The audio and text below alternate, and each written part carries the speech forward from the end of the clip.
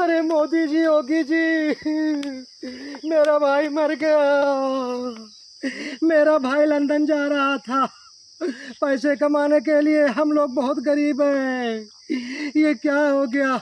अरे मोदी जी, अगर आपने पाकिस्तान पर हमला नहीं कराया होता तो आज यह दिन नहीं देखना पड़ता।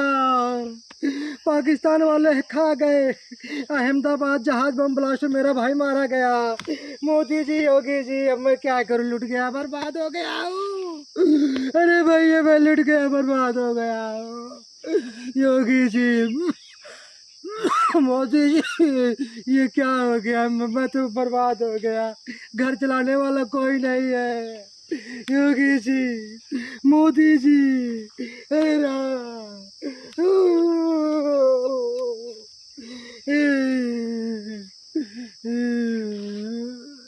रुक दो, रुक दो।